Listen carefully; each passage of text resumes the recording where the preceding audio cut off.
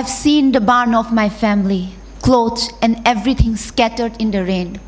I have seen my grandpa, father, and old men of our village being dragged and brutally beaten by stretching them on the ground without any justifiable reason. Following that, for so long, I held the picture of security forces as a villain. Till the day security forces started MCA, Military Civic Action Campaign, in and around our village. Seeing the campaign day by day, my opinion of security forces changed from a villain to a hero. And today, here I am proudly standing among them. Now, I want to ask you all, which role would you want to be? A villain or a hero?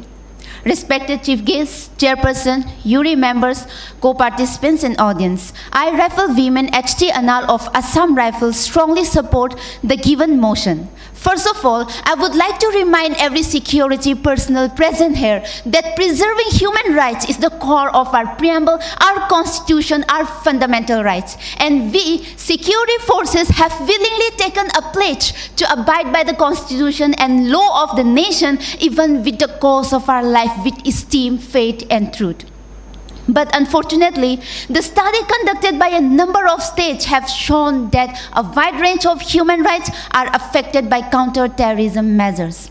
Sir, being a trained soldier, trained to deal with any kind of unforeseen contingency, it is ridiculous to contest that terrorism and militancy cannot be tackled effectively while observing human rights. It can be definitely tackled effectively if we follow the procedures of SOPs provided with effective intelligence network, people-friendly operation, using minimal force to avoid collateral damage, and using advanced technology to identify potential extremists and their conspiracy. An important point to be noted is that the surviving source of militants and terrorists are the local populace. Therefore, neutralizing terrorists and militants will be effortless once we cut the tie of this source, which will be possible only when we respect human rights of the local populace. We must tackle terrorism and militancy in full realization that their strategy is to strengthen support for radicalism among potential adherents and to induce us to respond in a manner that reinforce their narratives and fit their recruitment.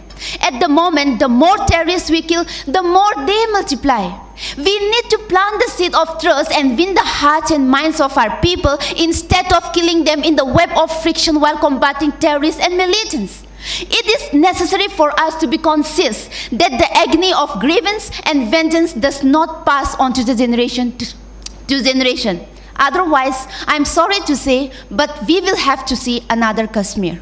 According to my opponents, using brutal forces will sustain peace in the nation. Are they trying to bring the rule of radical force of Hitler, Gaddafi, Kim Jong, Syria, Myanmar, and Afghanistan? Do they want the same plight for Indians too, where the citizens flee from their own motherland to live the life of a poor refugee? Sir, I think my opponents have forgotten that it was because of tremendous human rights violation that Pakistan was divided to form Bangladesh. History is witness that whenever human rights are tampered with, nations have lost control on their citizens, leading in deaths and casualties of both the civilians and the security forces. We must ask ourselves for whom the security forces are taking security measures. What is the use of such security which is obtained in lieu of our basic rights? Can you say a nation is secure when its own countrymen die in the hands of its own protectors? Sir, in Northeast Border Area, FMR, Free Movement Regime, has been in place to protect the traditional, social, and rights amongst the border tribals people. Even conducting surgical strike without any collateral damage was possible in that area. In such a sensitive environment, if we can respect human rights, then why not amongst our own people? Sir, now is a good time not only to tackle terrorism and militancy, but also to eliminate the root causes and identify the central challenges relating to human rights and work towards tackling them. Our nation should be vigilant with regard to the adoption of new anti-terrorist legislation, which should be subjected to human rights proofing and provide for democratic oversight of security services. Only then our nation will be able to provide a sustainable peace and security. Let us stop regarding human rights as an obstacle, but make it our tool, our mediator, a shield and a guide to perform our duty in the true valor and discretion. I would conclude by saying, let us all wake up. Wake up before it's too late, before we regret that in our service to the nation, we had not killed a foe, but innocent. Jai Hind.